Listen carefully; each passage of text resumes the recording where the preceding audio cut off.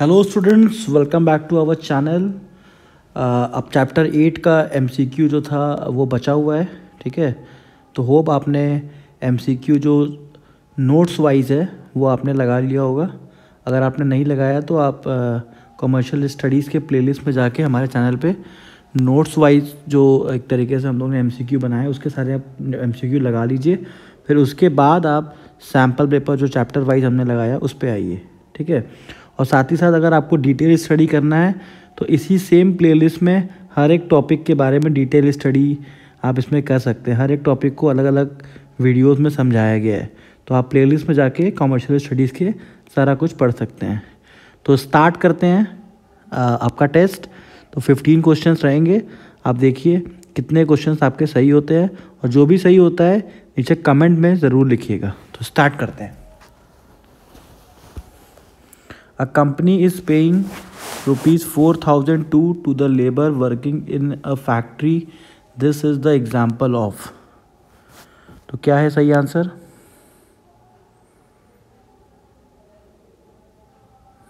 सही आंसर है इसका वेरिएबल कॉस्ट, क्योंकि जब भी आप लेबर को कोई पैसा खर्च कर रहे हैं तो जितना लेबर आप बढ़ाओगे उतना आपकी कॉस्ट बढ़ेगी। तो सही आंसर है आपका वेरिएबल कॉस्ट। अब आते हैं next. While paying the broadband charges a customer has to pay ₹200 as a rental and remaining amount according to his usages. The cost is known as. तो सही आंसर है इसका सेमी वेरिएबल कॉस्ट, क्योंकि यहाँ पे कुछ चीज़ें फिक्स हैं और कुछ चीज़ें आपकी वेरिएबल है। जितना आप नेट यूज़ करोगे उतना पेमेंट आपको और करना पड़ेगा। तो सही आंसर है सेमी वेरिएबल कॉस्ट। अब आते हैं next. In a factory of potato chips the cost of potato is. तो सही आंसर है point number second variable cost. क्यों? क्योंकि जितना आप प्रोडक्शन बढ़ाओगे उतना आपको पोटैटो और ख़रीदना पड़ेगा। Next. Company has taken loans from a bank. In return, company have to pay every year ₹5,000 as the interest. Which cost is this? तो सही आंसर है डायरेक्ट कॉस्ट। क्यों? क्योंकि आपका प्रॉफिट हो चाहे ना हो, आपका बिजनेस चले चाहे ना चले, आपको कंपनी को बैंक को इंटरेस्ट पे करना ही पड़ेगा। ठीक है, इंटरेस्ट तो आपको पे करना पड़ेगा, इसीलिए इंटरेस्ट जो होता है वो डायरेक्ट कॉस्ट में आता है। और इसका सही आंसर फिक्स कॉस्ट भी हो सकता है। नहीं सॉरी, डायरेक्ट कॉस्ट नहीं, इसका आंसर सही फिक्स कॉस्ट ही होगा। सॉरी, इसको सही कर लीजिएगा, फिक्स कॉस्ट सही आंसर है, डायरेक्ट कॉस्ट नहीं होगा। नेक्स्ट।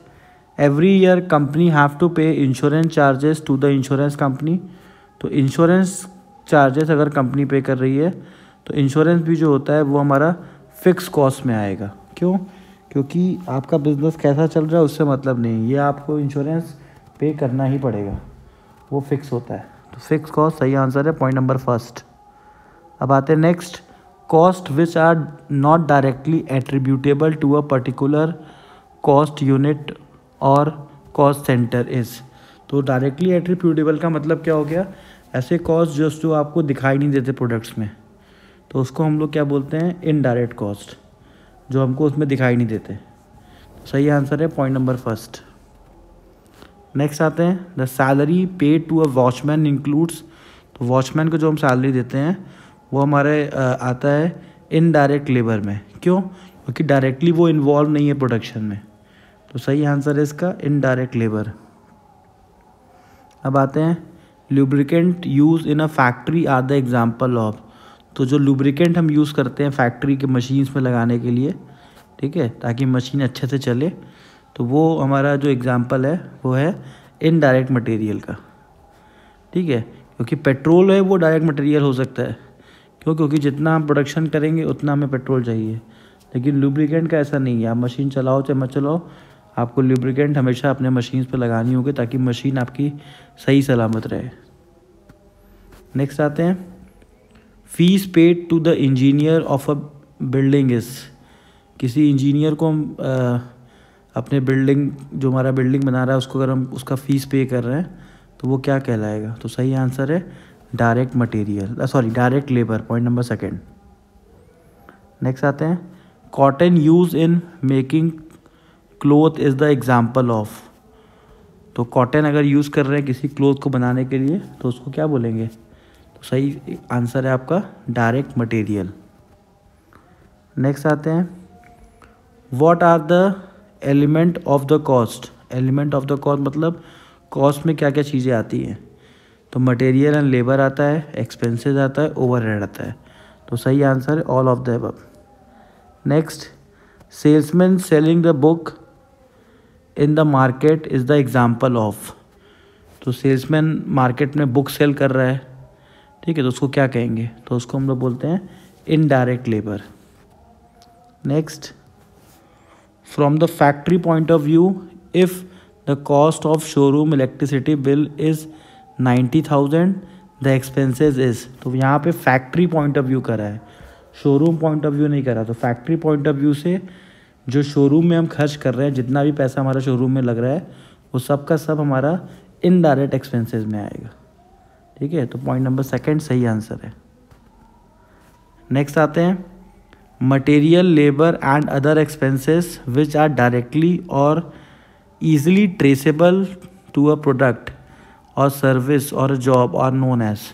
मतलब कोई भी चीज़ जो आप इजीली ट्रेसेबल कर सकते हैं, जैसे एग्जांपल अब एक टेबल है तो वुड इजीली ट्रेसेबल है कि हाँ इसमें वुड लगा है, तो वो उसको क्या कहेंगे? तो उसको बोलेंगे हम लोग डायरेक्ट लेबर। अगर मटेरियल यूज़ कर रहे हैं तो डायरेक्ट मटेरियल, ठीक है। तो इसका सही आंसर होना चाहिए डायरेक्ट कॉस्ट, जो कि इसमें नहीं दिया हुआ है। पॉइंट नंबर फर्स्ट इसका यहाँ डायरेक्ट लेबर दिया हुआ है, तो सही आंसर इसका डायरेक्ट कॉस्ट होना चाहिए। तो पॉइंट नंबर फर्स्ट आप सही कर लीजिएगा, डायरेक्ट कॉस्ट सही आंसर है। नेक्स्ट आते हैं, cost for direct material and direct labour are the example of. Direct material, direct labour अगर हम किसी चीज़ में यूज़ कर रहे हैं तो वो एग्जाम्पल किसका है? तो मतलब जब आपका प्रोडक्शन बढ़ेगा तो डायरेक्ट मटेरियल भी बढ़ेगा, डायरेक्ट लेबर भी बढ़ेगा। तो सही आंसर क्या है आपका? Variable cost. तो thank you student for watching. अपने मार्क्स को नीचे कमेंट बॉक्स में ज़रूर लिखिए और हमारे चैनल को प्लीज़ सब्सक्राइब करिए। और डिटेल में स्टडी करने के लिए कमर्शियल स्टडीज़ के प्लेलिस्ट में जाइए, उसमें सारा चैप्टर, सारा एक एक पॉइंट आपको डिटेल में मिल जाएगा। Thank you.